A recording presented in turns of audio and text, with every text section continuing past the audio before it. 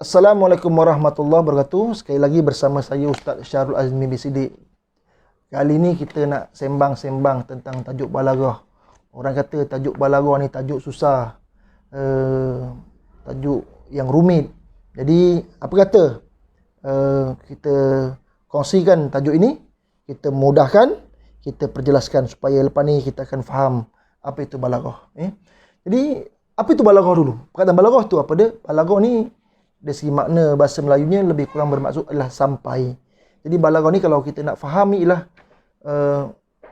menyampaikan maksud sesuai bertepatan dengan situasi, dengan keadaan.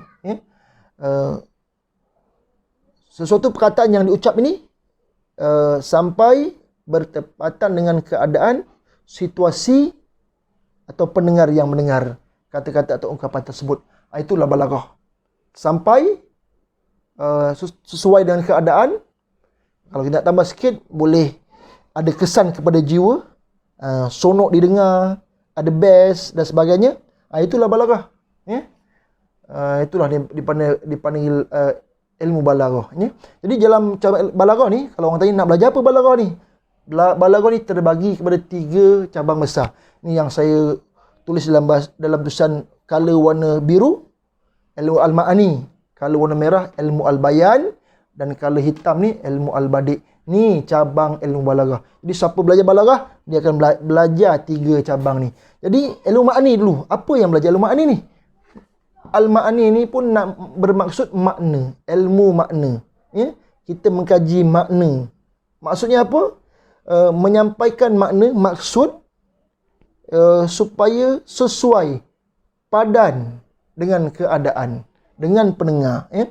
Contoh, dengan ilmu makni ni, kita nak berkata dengan orang, contoh orang tu kita kata sekali dia jenis faham, dia panggil dalam istilahnya ilmu, dia panggil ahwal mukhatab, sidang yang mendengar itu, khali az-zihni, orang yang kosong, cakap dengar. Kita kata, al-imtihanu sahlun, peperiksaan itu mudah. Dia kata, okey, ya, dia terus percaya. Ataupun ada orang kedua ni jenis tak percaya. Dia kata, betul ke periksa itu mudah? Maka orang jenis itu dikatakan orang yang mutaraddid, orang yang ragu-ragu, ada syak. Maka orang jenis macam ini, pendengar macam ini, kita perlukan satu kata penegas. Wallahi, inna sungguh, al-imtihan sahal. Periksa itu mudah. Sungguh, periksa itu mudah. Jadi perlukan satu penegasan. Sebab apa? Pendengar itu yang nak dengar makna yang kita nak sampaikan tu, dia ragu-ragu. Ataupun ada orang yang langsung terus menolak.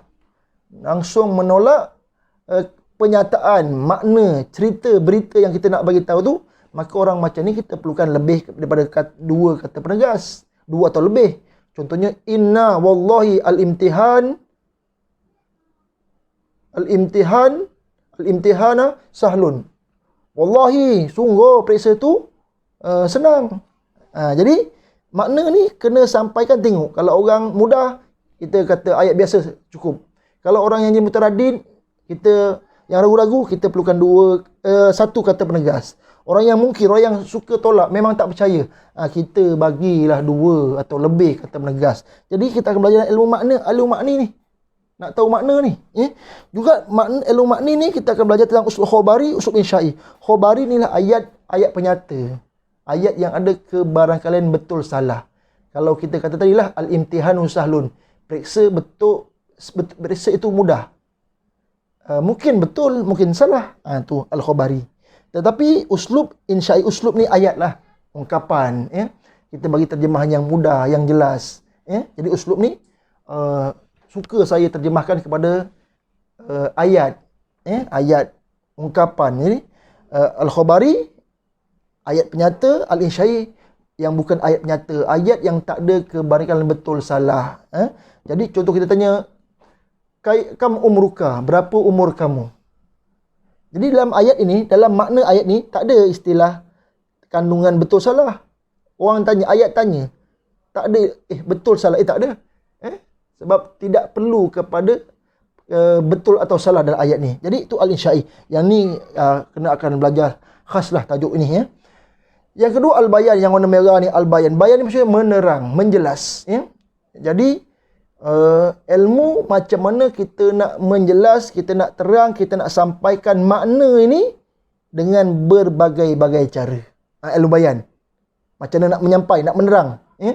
Contoh kita nak kata orang itu pemurah. Kita boleh kata Ali itu pemurah, Ali karimun. Guna ayat biasa, guna hakikat je, ya. Tak payah nak guna majas-majas, tak payah guna nak kata-kata makna-makna tersirat, guna hakikat yang tersurat saja, yang asas yang jelas. Jadi Ali karimun ataupun tashbih ni pun maksudlah hakikat. Maksudnya perumpamaan. Kita kata Ali ka Hatim at-Ta'i. Ali seperti Hatim at-Ta'i. Ali seperti Hatim ni macam seorang lelaki yang sangat terkenal pemurah pada zaman jahiliah orang Arab. Jadi orang Arab ni kalau nak beri perumpamaan orang pemurah akan mengumpamakan dengan Hatim, seperti Hatim. Ataupun mungkin Muhammad kal Asad. Muhammad seperti singa. Kita boleh kata Muhammad syuja'un, Muhammad berani. Atau Muhammad kal Asad, Muhammad seperti singa. Maknanya berani lah. Ataupun kadang-kadang kita boleh nak kata dengan terang, nak cerita tentang berani Ahmad, kita nak cerita tentang pemurahnya Ahmad ni, kita tak guna dengan ayat yang tersurat, ayat biasa atau perumpamaan, kita guna kinayah, ya? Guna simpulan bahasa. Jadi orang Arab ni kalau nak menyebut orang itu pemurah, dia akan kata kathirur ramad, banyak abu kat rumah dia, ya? Maknanya dia rajin masak, dia rajin jamu orang, banyak abu. Zaman dulu guna kayu api, orang tu pemurah lah. Jadi Ali kasir ramad, gunakan simpulan bahasa. Ali debunya banyak. Mana Ali itu suka masak, suka jamu orang. Jadi nak sampai maksud macam mana, nak sampai makna macam mana, dengan yang cara yang mudah, dengan cara perubahan, dengan cara kinayah, simpulan bahasa, itu semua kita akan belajar dalam ilmu al-bayan. Ilmu macam mana nak terang, nak sampaikan satu maksud dengan berbagai-bagai cara, dengan hakikat, dengan majas, dengan tashbih, dengan isti'arah, dengan kinayah dan sebagainya. Yang ketiga ni yang warna hitam ni, tulisan warna hitam ni, namanya ilmu al-badi'. Al-badi'. Badi' ni mesti indah, cantik, unik. Jadi ilmu badi' ni, ya, macam mana ilmu nak tahsinul kalam, macam mana nak indahkan, nak cantikkan, nak puitiskan kata-kata ni. Kita memang nak sampaikan ucapan kata-kata tepat dengan sesuai dengan keadaan, tapi nak cantik lagi. Nak supaya lebih ada lebih terkesan dalam hati, maka kita boleh cantikkan dari segi aspek lafzi dia. Perkataan itu letaklah sajak, ya. Kita akan belajar ilmu sajak. Sajak ni ilmu sama rima akhir dalam ayat kita ni, sama rimanya, ada bunyi, ada nada sama. Allahumma antas salam wa minkas salam wa ilaika ya'udus salam. Jadi lam tu rima sedap, namanya sajak, sama rima akhir. Ataupun jinas, ataupun kita boleh belajar nanti ilmu maknawi, dipanggil al-badi, dipanggil al-muhsinat al-maknawiyah, ya. Kita indahkan aspek maknanya pula. Dalam satu ayat itu ada perkataan yang berlawan, ya. Ada malam siang, cantik hodoh, tinggi rendah. Jadi ayat itu akan jadi lebih indah, ya. Cuba kita tengok dalam lagu-lagu 90-an yang puitis yang dikarang oleh lagu-lagu jiwang zaman 90-an, lagu-lagu Jamal Abdillah dan sebagainya. Kadang-kadang dia gunakan tibak ni, ya, kata lawan dalam ayat ni. Malam menanti siang dan sebagainya, ya. Jadi lailun wan nahar, kalau dia duduk dalam satu ayat, satu ungkapan, namanya tibak, ya. Jadi meletakkan kata lawan satu ayat ini, kita akan belajar dari ilmu al-badi'. Yang ni dia satu kumpulan ilmu badi'. Macam mana kita nak menghias, mencantik, mengindahkan perkataan kita atau makna kita ini, supaya lebih cantik, supaya lebih terkesan bagi yang dengar. Jadi inilah, ya, 3 cabang ilmu balaghah. Jadi siapa nak belajar balaghah, siapa nak kuasai balaghah, kena belajar satu ni. Tujuannya apa? Nak sampaikan makna tepat sesuai dengan situasinya, ya. Mutabaqatul kalami bi muqtada'al hal, likulli maqamin maqal. Jadi semua tepat. Jadi kena belajarlah ilmu ni supaya kita boleh bina satu ungkapan yang cantik, yang indah, dan kita boleh sampaikan makna dengan tepat. Tak susah pun balaghah ni, senang je. Terima kasih. Kita jumpa lagi. Assalamualaikum warahmatullahi wabarakatuh.